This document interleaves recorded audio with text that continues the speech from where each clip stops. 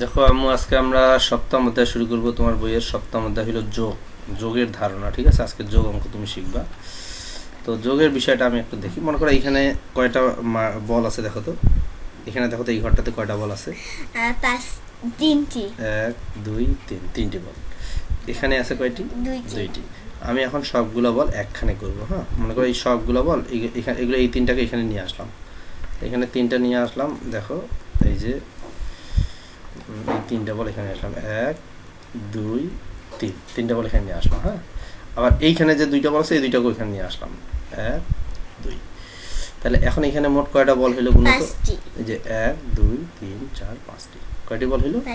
পাঁচটি। দেখো তাহলে এখানে ছিল কয়টি বল? তিনটি।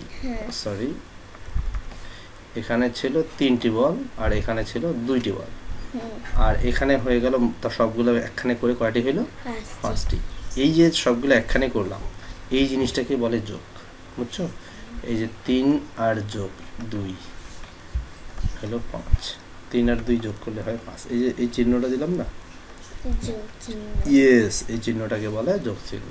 ঠিক আছে, এখন তোমার বইয়ে কিছু ছবি আছে, এগুলো দেখো। দীপু ও ইমা শহীদ মিনারে ফুল নিয়ে এসেছে। দেখো, একজনের নাম দীপু আর একজনের নাম হলো ইমা। ওরা ফুল নিয়ে আসছে। হ্যাঁ, দেখো তো দীপু কয়টা ফুল নিয়ে আসছে? তিনটা। 1 2 3টা। আর ইমা কয়টা নিয়ে আসছে? চারটা, তাই না? ইমা ফুল আনছে কয়টি? চারটি। দেখো তো ইমার ফুল 1, এই যে 2, এই যে 3, এই যে 4, তাই না? এই যে দীপুর হইলো এই তিনটা ফুল, 1 2 3, আর ইমার হইলো চারটা, 1 2 3 4।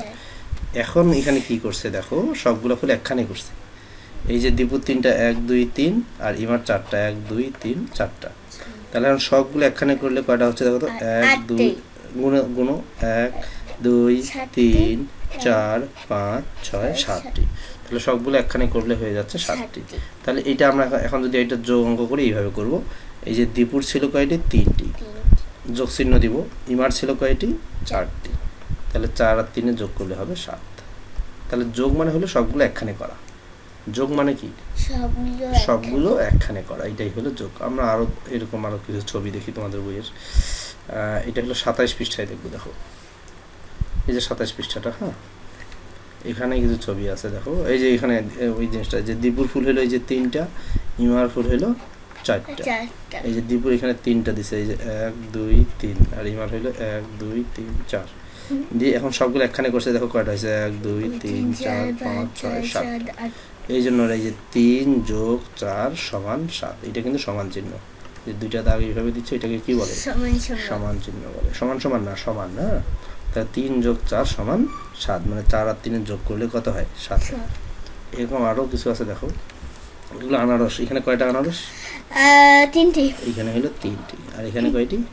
দুইটি। আচ্ছা বলো তো, এই 3টা আর 2টা একখানে করলে কয়টা হবে? 5টি।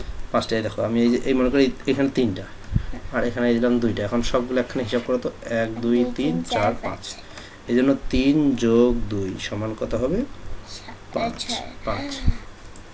দেখো এখানে এখানে ছবিগুলো দেখো, 1 2 3 1 2, তাই না? এগুলো সবখানে একখানে করছে, এই 1 2 3 4 5। তাহলে 3 আর 2 যোগ করলে 5। দেখো এইগুলো বোধহয় কমলা। দেখো এখানে কয়টা? একটি। এখানে হলো একটি। আর এখানে 1 2 3 4 5টি। তাহলে 1 আর 5 কত হয়? 6টি। দেখো তো এখানে 6টি আছে কিনা? 1 2 3 4 5 6, 6টি। এখানে হলো 6। তাহলে 1 আর 5 যোগ করলে হবে 6। বুঝছো না? আচ্ছা, আরো আমরা দেখি। এইটা দেখো,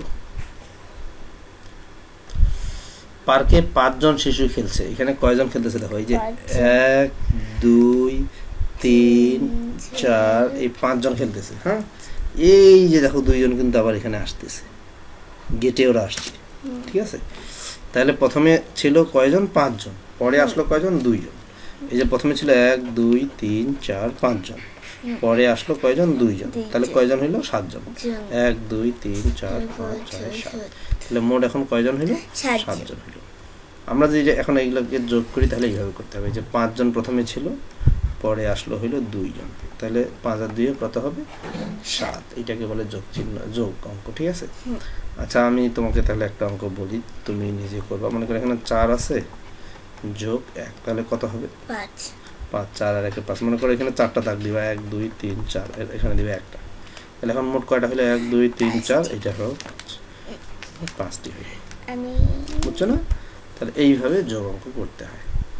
তো সোনামণিরা, তোমরা যারা ভিডিওটা দেখতেছো, তোমরা এই বইয়ে এই অঙ্কগুলো করবা। তোমাদেরকে আমি একটা অঙ্ক দিচ্ছি, এটা তোমরা নিজে নিজে করে তোমার বুকে দেখাবা।